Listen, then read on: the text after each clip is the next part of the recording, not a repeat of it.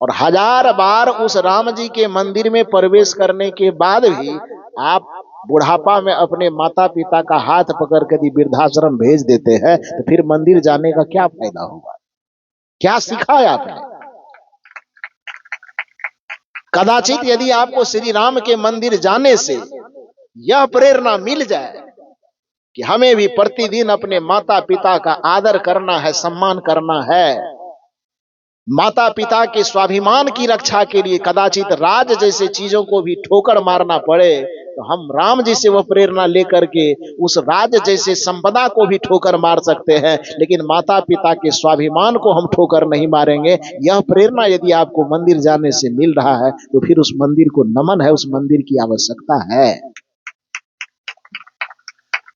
लेकिन यदि उस मंदिर में जाने पर भी आपके चित्त में कोई परिवर्तन नहीं आ रहा है, केवल 2 मिनट के लिए आप मंदिर के अंदर जाकर के पुजारी बनते हैं, अब बाकी मंदिर से निकलने के बाद आपका व्यवहार हैवान की तरह होता है, तब कबीर साहब जैसे महापुरुष को व्यंग करना पड़ता है, हटाओ इस मंदिर को, इसकी कोई आवश्यकता नहीं है। मंदिर की निरर्थकता को मंदिर थोड़े साबित कर रहा है, मंदिर की निरर्थक तो आप साबित कर रहे हैं। जो मंदिर बना था कुसंग से दूर होने के लिए, जो मंदिर बना था थोड़ा आध्यात्मिक चर्चा करने के लिए, जो मंदिर बना था कि आदमी दिन भर उलझनों में थक करके जब चूर हो जाए तो शाम के वक्त में 5 आदमी बैठ करके वहां कुछ कीर्तन करे, वहां कुछ भजन करे, कुछ अच्छी अच्छी आध्यात्मिक चर्चा करे, इसी उद्देश्य से तो बनाया गया था। लेकिन दुर्भाग्य है कि उसको इस उद्देश्य में उपयोग न करके और शाम के वक्त में अंधेरे में जाके बजरंग बली के पीछे बैठ करके गांजा पीते हैं। तो कबीर साहब क्यों ना कहे, क्यों बनाया मंदिर? कहेगा कि नहीं? अब कबीर की बात छोड़, दुनिया का कोई भी समझदार आदमी होगा उनको कहना पड़ेगा, क्योंकि जिस उद्देश्य से उसको बनाया गया उस उद्देश्य की पूर्ति आप होने नहीं दे रहे हैं। राम जी की मूर्ति इसलिए बनाई गई कि उनको देख करके कम से कम उनसे चरित्र से प्रेरणा ले सके कि प्रातः काल उठी के रघुनाथा, माता पिता गुरु ना वही माता। ये काम तो आपने किया नहीं, बस केवल फूल चढ़ा दिए, अगरबत्ती दिखा दिए, समझ लिए कि पूजा हो गई। राजस्थान से एक बार फोन आया, यूट्यूब पर कोई प्रवचन देखा होगा, तो हालांकि मैं राजस्थान कभी जाने का मौका नहीं लगा है, कार्यक्रम की सूचना आई लेकिन कुछ वजह से नहीं जा पाए, हो सकता है कि इस साल जाना हो। तो वहां किसी ने यूट्यूब पर देखा तो फोन किया वो, और अच्छी बड़ाई कर रहा था कि प्रवचन सुनने में बढ़िया लगता है, जो भी उद्गार था उनके हृदय में। उसी क्रम में मैंने उनसे पूछ लिया कि आप कहां से बोल रहे हैं, तो बताया उन्हें कि राजस्थान से। तो मैंने पूछा आप काम क्या करते हैं, तो पहले वो जोर से ठहाका लगा करके हंसे। तो मैंने कहा पहले बता दीजिए तब हंसिएगा। तो उन्होंने कहा साहब ऐसा है कि मैं भगवान बनाता हूं। तो मैंने कहा अच्छा, हालांकि हम तो समझ ही गए, लेकिन मैं थोड़ा सा छूट ही लिया। मैंने कहा मैंने तो आज तक सुना है कि भगवान इंसान को बनाते हैं। आप कैसा, राजस्थान में कैसा आदमी होता है जो वहां पर भगवान को बनाता है? तो उन्होंने कहा कि हाँ साहब।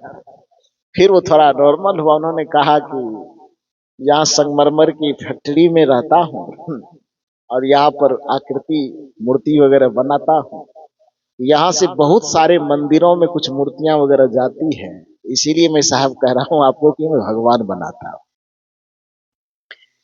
उन्होंने एक और मजे की बात कही, और उनकी बात इतनी ज्यादा अच्छी लगी मुझे कि गजब है। इसलिए तो सदगुरु कबीर साहब कहते हैं कि जितने भी आत्मा वो ज्ञान का स्वरूप है भाई।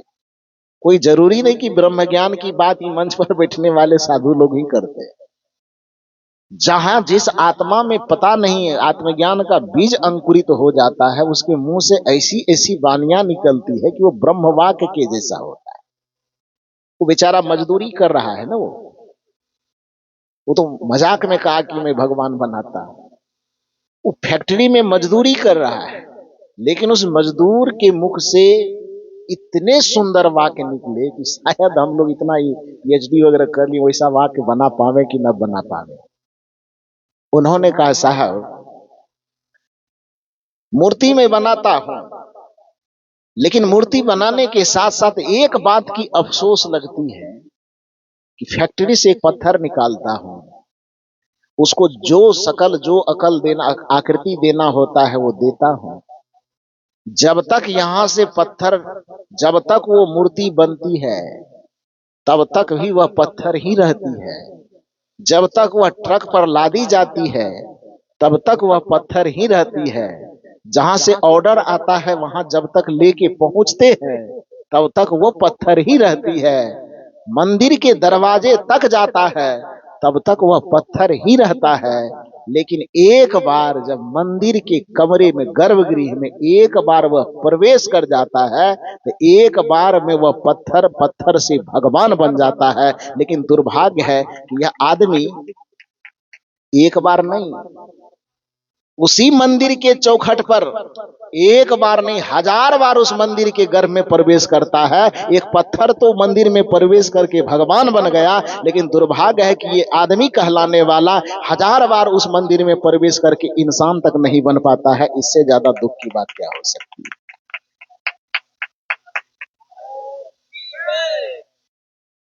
जिस जगह पर प्रवेश करने पर एक पत्थर भगवान बन सकता है और उस जगह पर प्रवेश करने पर ये पूजा करने वाले लोग, उसके हाथ से सिगरेट तक नहीं गिर पाता है, उसके हाथ से दारू का बोतल तक नहीं गिर पाता है। रात में मैं आ रहा था गाड़ी से, हमारे साथ में, नाम क्या हुआ अपना, यंतुदास साहू, जो हमारे आदरणीय डॉक्टर साहब के दोस्त हैं, बड़े उदार हृदय के, समझदार।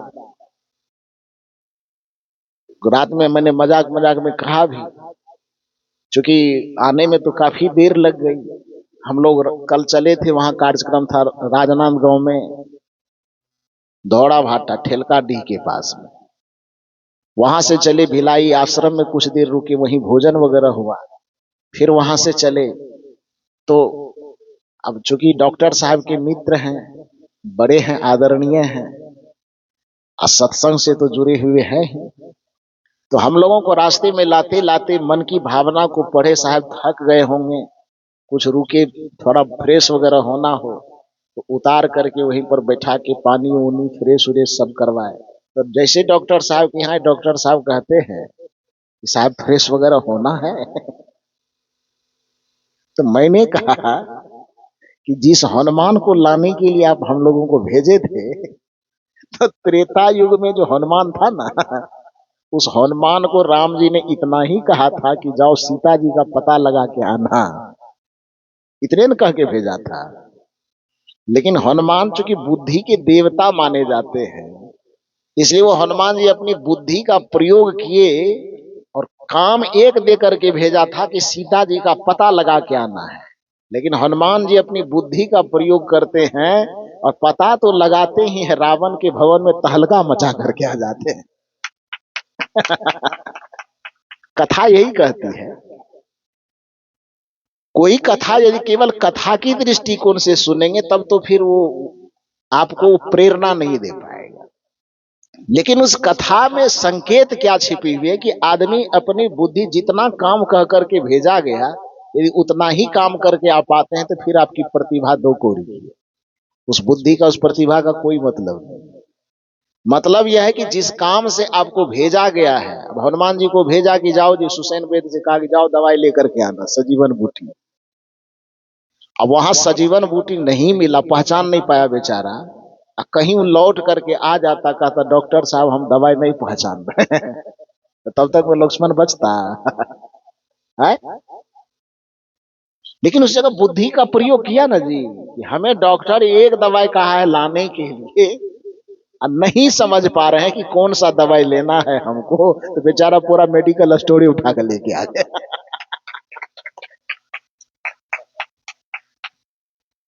ये कहानी यह नहीं कहती कि आप भी पहाड़ उठा लीजिए, ये कहानी यह कहती है कि जिस किसी उद्देश्य को देकर के कहीं आपको भेजा गया है, उस उद्देश्य से जुड़ी हुई जितनी बातें हो सकती है, यदि आपको एक काम कहा गया और उससे जुड़ी हुई 100 बातें हो सकती है, तो उन सब कामों को आप निपटा करके आने की कोशिश कीजिए।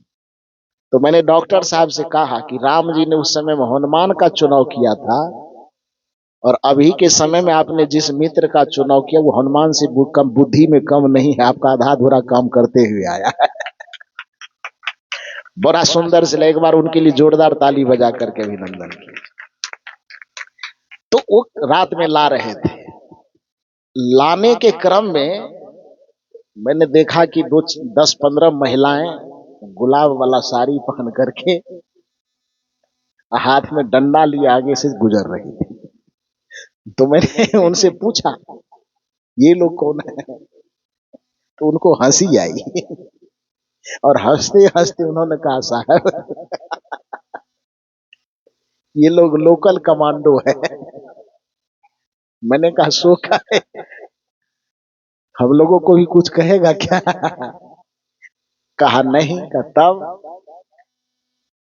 मतलब यहाँ के पंचायत स्तर पर इन लोगों को मिली हुई है, ये ड्यूटी मिली हुई कि आप सड़क सड़क गांव गांव घूमिए, ताकि कोई दारू पीने वाला मिल जाए तो उसका स्वागत बढ़िया से कर दीजिए।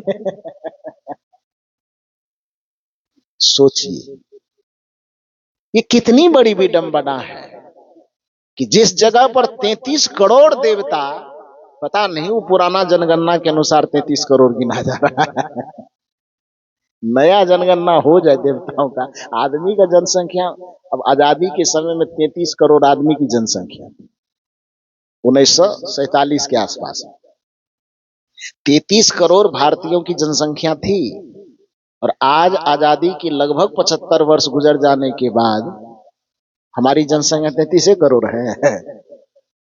तब चीन को भी हम लोग पछाड़ दिए, और चीज में पछाड़ना था दूसरे चीज में, लेकिन दूसरे चीज में ना पछाड़ पाए, जनसंख्या के मामले में उसको पछाड़ दिया। आज हम चीन से हम आगे हो गए जनसंख्या के दृष्टिकोण से। तो जिस जगह पर आज से 75 वर्ष पहले मात्र 33 करोड़ थे आप, आज उस जगह पर आपकी जनसंख्या इतनी बढ़ी कि कितना हो गए, लगभग 150 करोड़ के आसपास हो गए ना।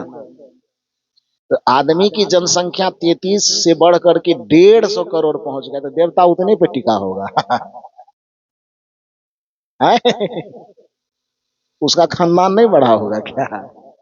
तो पुरानी जनसंख्या के जनगणना के आधार पे कहने शायद इसीलिए मजबूरन 33 करोड़ ही कहना पड़ता है। लेकिन अभी अब आदमी की जनगणना जिस तरह से हो रही है, देवताओं की हो जाए तो मेरे समझ से वो ही बढ़ करके 66 करोड़ हो गया होगा।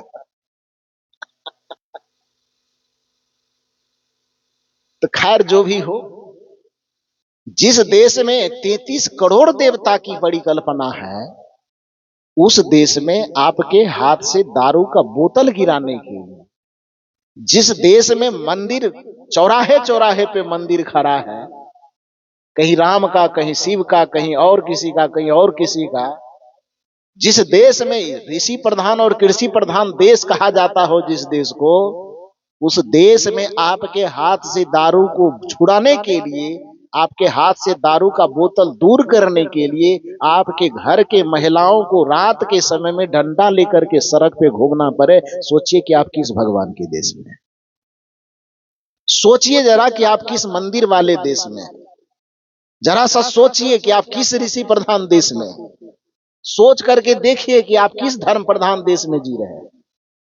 इस मकसद से, इस दृष्टिकोण से उस खदान में काम करने वाले उस मूर्तिकार की बात पर मुझे बड़ा एकदम क्या कहिए कि मैं झूम गया कि इतनी अच्छी बात एक काम करने वाला कारीगर कह सकता है जो वेद की ऋचाओं से एकदम तालमेल खाता हो। उन्होंने कहा कि एक पत्थर हमारी खदान से निकल करके जब तक मंदिर के चौखट तक जाता है तब तक वह पत्थर ही रहता है, लेकिन जिस दिन एक बार वह मंदिर में प्रवेश करता वो भगवान बन जाता। लेकिन दुर्भाग्य की बात है उसी मंदिर में यह आदमी नाम का प्राणी हजारों बार प्रवेश करता है, फिर भी वह इंसान नहीं बन पाता। ये सबसे बड़े दुख की बात है। कदाचित यदि उस जगह पर प्रवेश करने के बाद आप में इंसानियत उतर जाती तो उस मंदिर की उपयोगिता और बढ़ जाती। फिर कबीर साहब को उस मंदिर के से शिकायत नहीं करना पड़ता, फिर कबीर साहब को यह नहीं कहना पड़ता कि मंदिर की कोई आवश्यकता नहीं। और यदि यह कबीर साहब कहते हैं कि मंदिर की कोई आवश्यकता नहीं, तो ये मंदिर की निंदा नहीं है, बल्कि मंदिर पर व्यंग है। आपको यदि व्यंग में और निंदा में अंतर समझने नहीं आता है, तो एक उदाहरण मैं आपको बताता हूं। मान लीजिए कि आप अपने बच्चे को किसी शिक्षक के पास पढ़ने के लिए, उद्देश्य क्या था आपका? कि बच्चा अबोध से बोधवान हो जाए, इसमें शिक्षा के प्रति जागृति आ जाए, ललक आ जाए, पढ़ने लगे। 6 महीना लगातार बच्चे को उस शिक्षक के पास भेजने के बाद भी, 6 महीना तक पैकेट से फीस भरने के बाद भी, सारी मेहनत जो उस बच्चे के पीछे हो सकता है, वो सारी मेहनत करने के बाद भी यदि उस बच्चे के अंदर अक्षर का बोध नहीं आ रहा है, पढ़ने के प्रति ललक नहीं जग रही है, तो बताइए कि आप गार्जियन होने के नाते क्या कहेंगे? बच्चे को कहेंगे कि कल से जाना बंद करो। वो टीचर के पास जाकर के क्या होगा? पैसा भी भर रहे हैं, समय भी जा रहा है, सब चीज जा रहा है, और जो जिस उद्देश्य से भेज रहे हैं उद्देश्य पूरा नहीं हो रहा है। तो यदि आप उस शिक्षक के पास से अपने बच्चे को हटाना चाहते हैं, तो ये शिक्षक की शिक्षा पर व्यंग है कि नहीं? जिस उद्देश्य से उस बच्चे को हम वहां भेज रहे हैं, कदाचित वह उद्देश्य पूरा होता, तो दुनिया का कोई भी गार्जियन अपने बच्चे को शिक्षक से क्यों हटाना चाहे? यदि आपको रोग लगा है और आप किसी डॉक्टर के पास जाते हैं, फीस भरते हैं, वो जो पथ्य बतलाता है उसको दिन रात आप टेबलेट, ये आधा टेबलेट दिन में खाओ, दोपहर खाओ, शाम खाओ, उसके बताए निर्देश के अनुसार हर एक काम हम करने के लिए तैयार है।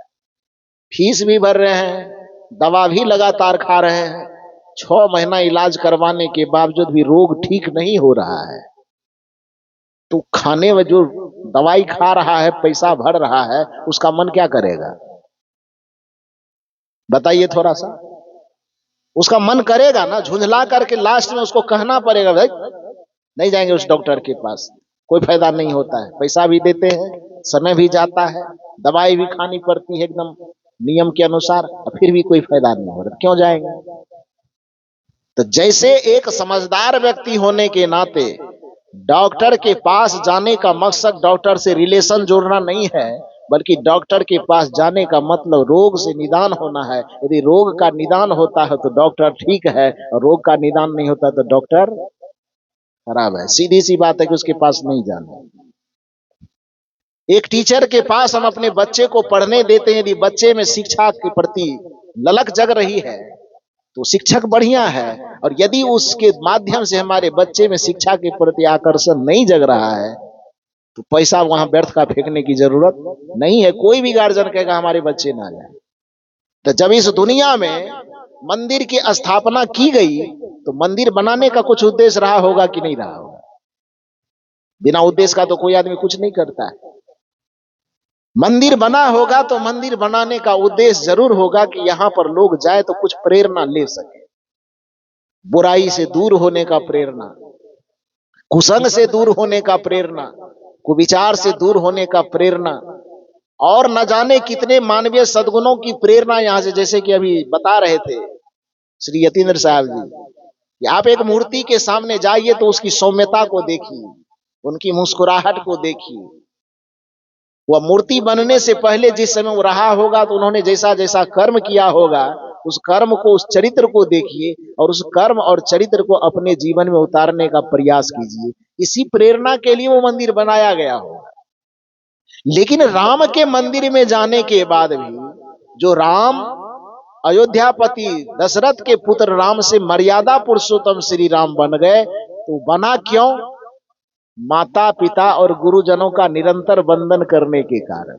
और 1000 बार उस राम जी के मंदिर में प्रवेश करने के बाद भी आप बुढ़ापा में अपने माता पिता का हाथ पकड़ कर यदि वृद्धाश्रम भेज देते हैं, तो फिर मंदिर जाने का क्या फायदा होगा? क्या सीखा है आपने? कदाचित यदि आपको श्री राम के मंदिर जाने से यह प्रेरणा मिल जाए कि हमें भी प्रतिदिन अपने माता पिता का आदर करना है, सम्मान करना है, माता पिता के स्वाभिमान की रक्षा के लिए कदाचित राज जैसे चीजों को भी ठोकर मारना पड़े, तो हम राम जी से वह प्रेरणा लेकर के उस राज जैसे संपदा को भी ठोकर मार सकते हैं, लेकिन माता पिता के स्वाभिमान को हम ठोकर नहीं मारेंगे। यह प्रेरणा यदि आपको मंदिर जाने से मिल रहा है तो फिर उस मंदिर को नमन है, उस मंदिर की आवश्यकता है। लेकिन यदि उस मंदिर में जाने पर भी आपके चित्त में कोई परिवर्तन नहीं आ रहा है, केवल 2 मिनट के लिए आप मंदिर के अंदर जाकर के पुजारी बनते हैं, अब बाकी मंदिर से निकलने के बाद आपका व्यवहार हैवान की तरह होता है, तब कबीर साहब जैसे महापुरुष को व्यंग करना पड़ता है, हटाओ इस मंदिर को, इसकी कोई आवश्यकता नहीं। मंदिर की निरर्थकता को मंदिर थोड़े साबित कर रहा है, मंदिर की निरर्थक तो आप साबित कर रहे हैं। जो मंदिर बना था कुसंग से दूर होने के लिए, जो मंदिर बना था थोड़ा आध्यात्मिक चर्चा करने के लिए, जो मंदिर बना था कि आदमी दिन भर उलझनों में थक करके जब चूर हो जाए तो शाम के वक्त में 5 आदमी बैठ करके वहां कुछ कीर्तन करे, वहां कुछ भजन करे, कुछ अच्छी अच्छी आध्यात्मिक चर्चा करे, इसी उद्देश्य से तो बनाया गया था। लेकिन दुर्भाग्य है कि उसको इस उद्देश्य में उपयोग न करके शाम के वक्त में अंधेरे में जाके बजरंग बली के पीछे बैठ करके गांजा पीते हैं। तो कबीर साहब क्यों ना कहे, क्यों बनाया मंदिर? कहेगा कि नहीं? अब कबीर की बात छोड़, दुनिया का कोई भी समझदार आदमी होगा उनको कहना पड़ेगा, क्योंकि जिस उद्देश्य से उसको बनाया गया उस उद्देश्य की पूर्ति आप होने नहीं दे रहे हैं। राम जी की मूर्ति इसलिए बनाई गई कि उनको देख करके कम से कम उनसे चरित्र से प्रेरणा ले सके कि प्रातः काल उठी के रघुनाथा, माता पिता गुरु ना वही माता। ये काम तो आपने किया नहीं, बस केवल फूल चढ़ा दिए, अगरबत्ती दिखा दिए, समझ लिए कि पूजा हो गई। कोई कहे कि सूर्य प्रकाश से भरा हुआ है, धरती का कौन व्यक्ति इस बात को नहीं माने? केवल अंधा जो होगा वो नहीं मानेगा, बाकी आंख जिसके भी पास हो, चाहे हिंदू हो कि मुसलमान हो कि सिख हो कि ईसाई हो, निर्गुणवादी हो कि सगुणवादी हो, कि रामानंदी हो कि कबीरपंथी हो कि और कोई हो, धरती का कोई भी मनुष्य होगा तो सूर्य प्रकाश से आप्लावित है, इसको कौन नहीं मानेगा? सब मानेगा। वायु शीतल होता है, पानी शीतल होता है, पृथ्वी कठोर होती, कौन नहीं मानेगा? सबको मानना पड़ेगा और सब मानता भी है। लेकिन कुछ चीजें ऐसी होती है, जब व्यक्ति संकुचित मानसिकता से ग्रस्त हो जाता है तो केवल अपनी ही मान्यता को सत्य मानता है और दूसरे की मान्यता को बिल्कुल निरर्थक मानता है। दूसरे की मान्यता को निरर्थक मानने के कारण ही धर्म जगत में एक गाली का प्रचलन चला। जो हमारे विचारधारा के अनुकूल ना हो उसको एक कोमल गाली दी, कठोर गाली नहीं दी गई, कोमल गाली दी गई, नास्तिक कह करके। जो हमारे विचारधारा से सहमत नहीं है, हमारे विचारधारा को नहीं मानता है, उसको कह दिया गया कि नास्तिक है। इस्लाम परंपरा में इसको कहा गया काफिर है। यह एक प्रकार की गाली है।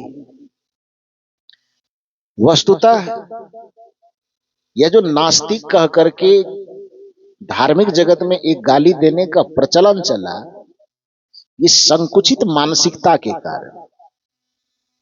कबीर साहब का दृष्टिकोण किसी भी पक्ष में संकुचित नहीं है, बहुत विस्तृत मस्तिष्क है। और वो कहते हैं, सदगुरु कबीर साहब की विचारधारा में इस बात का समर्थन है कि समझे की गति एक है, लेकिन उसके साथ शर्त है कि जिन समझा सब ठौर, सर्वांगीण रूप से संपूर्ण रूप से जो सत्य को समझा है उसका दिल और दिमाग इतना विस्तृत होगा कि उस सत्य के हर एक पहलू को समझने के कारण किसी से वो बैर नहीं करेगा, किसी को नास्तिक कह करके उसको अपमानित नहीं करेगा, किसी को काफिर नहीं कहेगा, क्योंकि वो जानता है कि सत्य को समझने का, सत्य को अभिव्यक्त करने का तरीका एक नहीं 100 हो सकता है। समझे की गति एक है, लेकिन शर्त है कि जिन समझा सब ठौर। यदि कोई एक पक्ष समझा है तब, बीच में है अभी बीच में ना अधूरा में अधर में लटका हुआ है तब, तो कबीर साहब कहते हैं कि कहीं कबीर ते बीच की बलकही और की और। बलकही का मतलब समझते हैं, जिसको आम बोल चाल में हम लोग बचपना कहते हैं। बालक के जैसे आचरण को कबीर साहब ने क्या कहा, बलकही। बालक के तरह, बचपन के तरह कोई आचरण करे तो उसको बचपना कहा जाता है। और बालक के तरह कोई आचरण करे, नासमझी वाला आचरण करे, तो कबीर साहब उसको अपनी भाषा देते, उसको बलकही, बालक के तरह। समझे की गति एक है, जिन समझा सब ठौर। कहीं कबीर ते बीच की बलकही, बालक की तरह और की ओर। थोड़ा इधर की बात थोड़ा उधर की बात करते। सत्य को सर्वांगीण रूप से समझने के लिए व्यक्ति को निष्पक्ष होना पड़ता है। वो परंपरा से मुक्त हो, प्रथा से मुक्त हो, उसका दिल दिमाग एकदम निश्चल हो, निर्मल हो, बेलाग हो, बेलपेट हो, किसी परंपरा में धंसा हुआ न हो, किसी परंपरा के प्रति नफरत न हो। संपूर्ण मानवता को, संपूर्ण सत्य को आत्मसात करने की और उस सत्य को बिना लाग लपेट दुनिया को कहने की क्षमता जिसके मन मस्तिष्क में है, वह व्यक्ति कभी किसी को नीचा नहीं दिखाए। वही सत्य को सर्वांगीण रूप से समझ भी सकता है और सत्य को अभिव्यक्त भी कर सकता है। तो कबीर साहब के दृष्टिकोण में वो भगवान को नकारते नहीं, वो भगवान को स्वीकारते हैं, लेकिन उस तरह से भगवान को नहीं स्वीकारते जिस प्रकार से दुनिया में कुछ संप्रदाय के लोग, वो बांस के खूंटा को खड़ा कर देता है, दुनिया वाले से मनवा देता कि भगवान है। कबीर साहब कहते भैया न तो हमको रतौंधी हुआ है न मोतियाबिंद हुआ है, मुझे दिखाई दे रहा है कि वो बांस का खंभा है। अभी से कुछ देर पहले वो बांस की बाड़ी में लगा हुआ था। रामनवमी का समय आया, किसी के मन में हुआ कि भगवान को थोड़ा बदल देना, चेंज करना है। आप ही हम में से कोई आदमी तैयार होता है और उसे लगता है कि अपने आंगन में जो हम भगवान के प्रतीक को गला के रखे थे, 1 साल आ जाने से अब इसको बदलना जरूरी है। तो आप चले अपनी बांसबारी की तरफ। इधर गलाता है कि नहीं गलाता है? इधर है, होता है ना? हाँ, होता है। तो बांसबारी की तरफ जाना पड़ेगा और हाथ में एक काटने वाला, उसको क्या बोलते हैं, कुल्हाड़ी, दविया, हसुआ, जो भी बोले हो, तो वो अपने हाथ में लेते हैं और बांस की बारी में जाते हैं। जैसे ही बांस बारी पहुंचते हैं, उसमें यदि हजारों बांस लगे हो तो सब अपने अपने किस्मत को टटोलता है कि आज किसका भाग्य जगने वाला है। क्योंकि ये आदमी जो आया है भगवान का चुनाव करने आया है, हाथ में कटार लेके। अब बांसबारी गए किस लिए गए हैं? भगवान को चुनने गए हैं। आप चुनाव करने के लिए ऊपर नीचा देखते थे, जिस बांस को निहारते वो बांस अपने मन में गुदगुदाता है उसको, पता नहीं हम शायद लायक हो जाए। इस सब समूह से निकल करके भी हम चले गए तो किस्मत मेरा जग जाएगा। सब कोई दिया अगरबत्ती जलाएंगे, दिखाएंगे, पान प्रसाद चढ़ाएंगे, नतमस्तक हमारे सामने हो, तो कौन ऐसा नहीं करवाना चाहता है? नहीं चाहता है। तो उस बांस के मन में कुलबुलाहट है, कोतूहल है। ध्यान दीजिए, कोतूहल, कोलाहल नहीं, 2 शब्द है, कोतूहल, कोलाहल। कोतूहल का मतलब होता है भीतर का शोर, और कोलाहल का मतलब होता है बाहर का शोर। जी। तो उस बांस के, हालांकि चेतना तो नहीं है, ये भावात्मक बात कह रहे हैं, लेकिन उसके यदि मान लो कि वो चैतन्य हो तो उसके मन में एक गुदगुदी जैसा भाव पैदा हो कि शायद आज संभावना है कि हम, यदि इसमें से मेरा चुनाव हो गया हजारों के बीच में से, तो हम आज से सीधे भगवान में ट्रांसफर हो जाए। और परिणाम क्या हुआ? जिस किसी बांस को आप निहारते हैं ऊपर से नीचे, बांस के भीतर में गुदगुदी होती हो। अब कोई व्यक्ति यूट्यूब पे देखे तो ये टिप्पणी न करे कि बांस को गुदगुदी कहां से होता है। ये भावात्मक बातें हो रही हैं।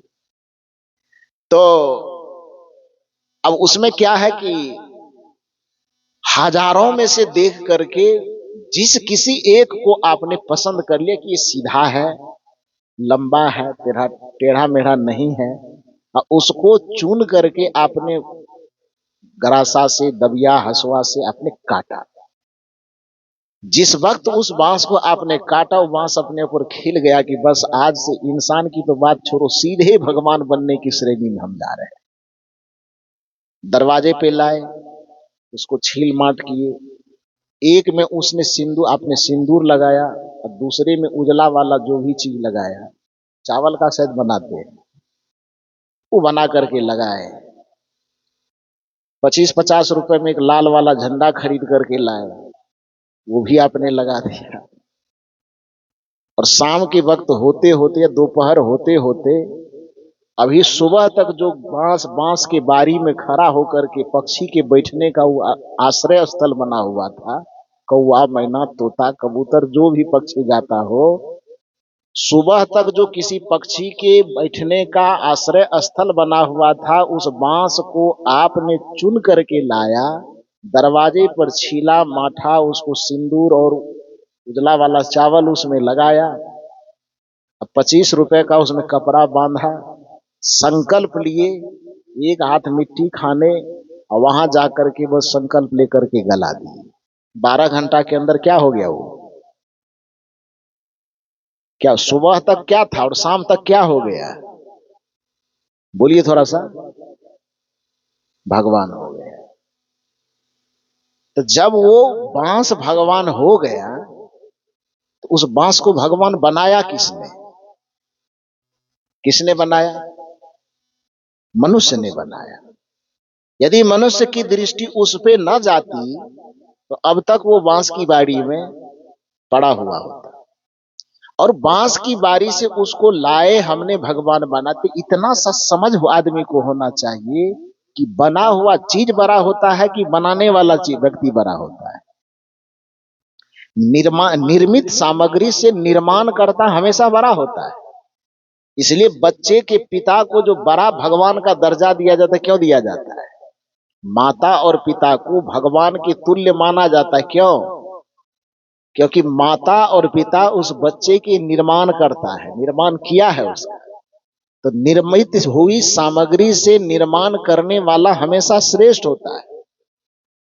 उस बांस को भगवान का दर्जा दिया किसने? एक पत्थर खदान में पड़ा हुआ है, उस पत्थर को खदान से निकाल करके उसके सीने पर पैर रख करके छेनी हथौड़ी का प्रयोग करते करते करते करते एक आकृति दे दिया हमने, दुर्गा का, काली का, गणेश का इत्यादि कोई भी रूप दे दिए, और उस रूप को ला करके हमने मंदिर में प्रतिष्ठित कर दिया। यदि उस पर एक मनुष्य की दृष्टि न जाती तो खदान से मंदिर तक पहुंचता कैसे भाई? तो खदान से मंदिर तक लाने का जो श्रेय है वो किसको है? एक मनुष्य को है। एक पूजा करने वाला व्यक्ति जब मंदिर जाता है, एक भजन में आता है, मैं तो मंदिर गया पूजा आरती की, पूजा करते ही मन में ख्याल आ गया। मैं तो मंदिर गया पूजा आरती की, पूजा करते ही मन में ख्याल आ गया। क्यों ख्याल आया? क्योंकि जिसके पास गए हैं खड़ा होने के लिए, अपने माता और पिता की बात का, वाणी का लाज रखने के लिए अयोध्या जैसे राज को लात मार करके जंगल चला जाता है। और ऐसे व्यक्ति के मूर्ति के सामने, प्रतिमा के सामने हम खड़े हैं, अचानक हृदय में ये भाव आया कि मैं तो मंदिर गया पूजा आरती की, पूजा करते ही मन में ख्याल आ गया। उस प्रतिमा को देखकर क्या ख्याल आया? कभी माँ बाप की सेवा की ही नहीं, सिर्फ घंटा बजाने से क्या फायदा। यदि यह व्यंग आपको समझने के लिए नहीं आता है तो धिक्कार है आपकी बुद्धि को। तब फिर कबीर साहब आपको समझ में नहीं आएंगे, फिर कबीर का दर्शन आपके समझ में नहीं आएगा, क्योंकि आपकी बुद्धि का लेवल बहुत नीचा है। आपको भाषा की समझ नहीं है, आपको भाषा की शैली की समझ नहीं है, आप भाषा के संप्रेषण को नहीं समझते हैं। और एक बात ध्यान रखिए, जब साहित्य की गहराई में हम लोग डुबकी मारते हैं तो आप दो बातें कही जाती हैं। एक बात भाषा को अभिव्यक्त करना और दूसरी बात भाषा को संप्रेषित करना। अभिव्यक्त करने की क्षमता तो धरती पे मनुष्य क्या जानवर तक को ही है। अरे कुछ होता है उसके अंदर तो अभिव्यक्त करता है ना। आपको चोट लगेगी तो बताइएगा ना कि चोट लगी है, भूख लगेगी तो बताइएगा ना बोल करके कि भूख लगी है। ये धरती पर जन्म लेने वाला मानव अथवा मानवेतर प्राणी, हर प्राणी को अपना सुख दुख अच्छा बुरा हर चीज को अभिव्यक्त करने की क्षमता तो है। लेकिन यदि अभिव्यक्त करने की क्षमता तक ही आप सीमित हैं तो फिर आप में और एक जानवर में कोई अंतर नहीं। अंतर कब से होना शुरू होगा? जब आप में अभिव्यक्ति के साथ साथ अपने भाव को संप्रेषित करने की ताकत आ गई, तब उस दिन समझ जाइए कि आप मानव जीवन पाने के आप हकदार हो गए। बात समझ में आ रही है? अभिव्यक्त करना मतलब कुछ बोल करके किसी को सुना देना, और संप्रेषण का मतलब क्या होता है? अपनी बात को किसी के आत्मा तक पहुंचा दे। अभिव्यक्त का मतलब होता है अपनी बात को किसी के कान तक पहुंचा देना, और संप्रेषण का मतलब होता है अपनी बात को किसी के मन तक, किसी के हृदय तक, किसी के आत्मा तक पहुंचा देना। यह संप्रेषण कहलाता है। अभिव्यक्ति की क्षमता दुनिया में हर एक व्यक्ति, एक बच्चे के पास भूख लगेगी तो चचियाएगा, रोएगा, चिल्लाएगा, तो अभिव्यक्त तो कर ही रहा है ना वो कि हमको भूख लगी है, खाना दीजिए। संप्रेषण की कला नहीं होने के कारण आज पति पत्नी में जो विवाद देखा जाता है, सास बहू में जो विवाद देखा जाता है, बाप बेटे में नहीं बनता। क्यों नहीं बनता? पीछे का वजह सिर्फ इतना है कि हम कहना कुछ और चाहते हैं, वो समझता कुछ और है। हम बोलते हैं कुछ और, वो समझता है कुछ और। हम करते हैं कुछ और, वो समझता है कुछ और। क्यों? क्योंकि हमारे जीवन का जो चिंतन शैली है वो अभिव्यक्ति तक है। अभिव्यक्ति को देख रहा है, लेकिन अपने भाव के संप्रेषण को हम उनके दिल दिमाग तक नहीं पहुंचा पा रहे हैं, जिसके कारण से रिश्तों में ये बवंडर होते रहता है, समझ नहीं पाता है। लेकिन आपकी चेतना इतनी विकसित हो सके। कबीर साहब कहते हैं कि यदि हमको समझना हो तो कबीर साहब कहते हैं तुम्हें हंस बनना पड़ेगा, क्योंकि हंसन की गति हंस ही जाने, क्या जाने कोई का करे। तू कौवा बन करके तू हंस की भाषा समझना चाहेगा तो कैसे होगा? हंस की भाषा समझने के तो लिए तुम्हें हंस के लेवल पे आना पड़ेगा। इसलिए कबीर साहब का चिंतन, कबीर साहब का दर्शन समझने के लिए, हालांकि लोग कहते हैं कि कबीर साहब तो अनपढ़ थे, बेवकूफ है वो जो कहता है कबीर साहब अनपढ़ थे। जिस भाषा को आज आप बोल रहे हैं उस भाषा को पैदा करने वाले